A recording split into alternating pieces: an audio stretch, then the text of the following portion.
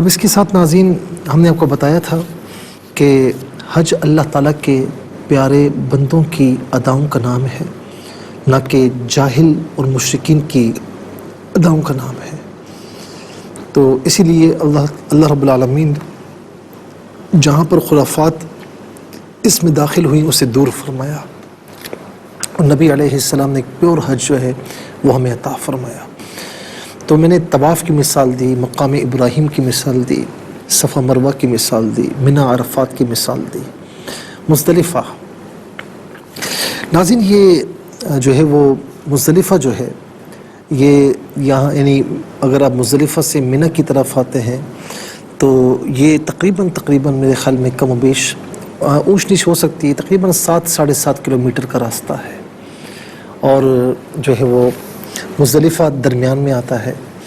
اچھا اب بلکہ منی جو ہے مزدلفہ اس میں جو ہے وہ تقریباً 7.5 کلومیٹر کا فاصلہ ہے،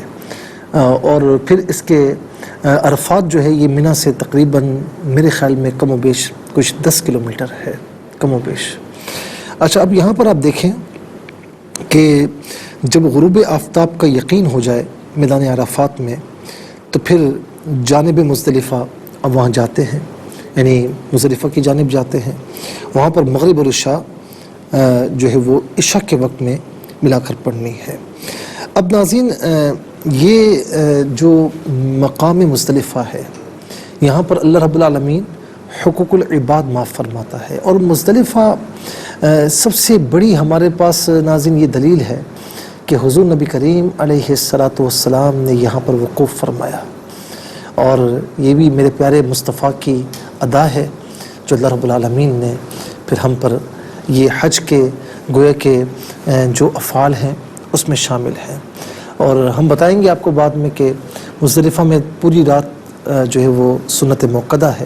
اور خاص اس کا وقت جو ہے وہ صبح صادق سے طلوع آفتاب تک 10ویں ذی الحجہ کی جو صبح ہے وہ وقت ہے وجوب، یعنی کوئی پوری رات گزارے اور اس ٹائم نہ ہو تو وجوب ادا نہیں ہوگا، ٹھیک ہے نا۔ اور پوری رات گزارنا سنت موقدہ ہے، اور صبح صادق سے طلوع آفتاب تک یہ وجوب کا وقت ہے۔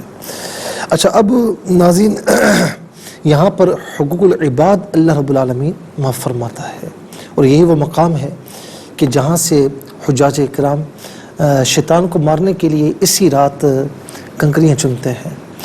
اور بعض علماء کے نزدیک، بعض اسلاف کے نزدیک یہ رات شب قدر سے بھی افضل ہے جی۔ اور ناظرین یہاں پر جب بندہ کھلے آسمان کے نیچے چٹائی بچھا کر یا چادر بچھا کر لیٹتا ہے تو ایک عجیب منظر ہے، ایک عجیب منظر ہوتا ہے کہ اللہ رب العالمین کی بارگاہ میں قسمہ پرسی کا عالم ہے،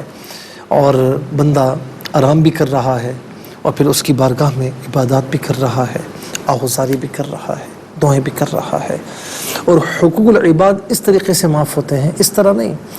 اب میدان عرفات میں حقوق اللہ معاف ہوتے ہیں، یہاں حقوق العباد، لیکن معافی کا مطلب یہ ہوتا ہے کہ جب بندہ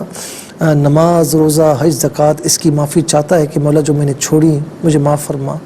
تو ان کو قضا کرنے کی نیت بھی کرے گا سچے دل سے۔ پھر اگر قضا نے موت نے مہلت نہ دی تو اللہ رب العالمین معافی عطا فرمانے والا ہے۔ اور حقوق العباد بھی اس طرح معاف ہوتے ہیں کہ بندہ اللہ تعالیٰ سے ہی معافی مانگے، اور پھر ناظرین جس کا حق ہے اس سے بھی معافی مانگے، اس کو ادا کرے یا کم از کم معافی مانگے۔ اور بہتر یہ ہوتا ہے کہ حج کے سفر پر جانے سے پہلے جسے ہم کہتے ہیں نا معافی وہ کر لے، جو بھی حقوق ہیں اس کو ادا کر لے یا کم از کم معافی مانگ لے۔ تو پھر ناظرین اگر موت نے مہلت نہ دی اور بندہ اس دنیا سے کوچ کر گیا تو اللہ رب العالمین پھر جو مدعی ہوگا روز قیامت اسے اتنا عطا فرمائے گا، اور پھر اس سے کہے گا میں تجھے یہ بھی عطا فرماؤں گا، یہ بھی عطا فرماؤں گا، حدیث پاک میں ہے، بس تو اس کو چھوڑ دے۔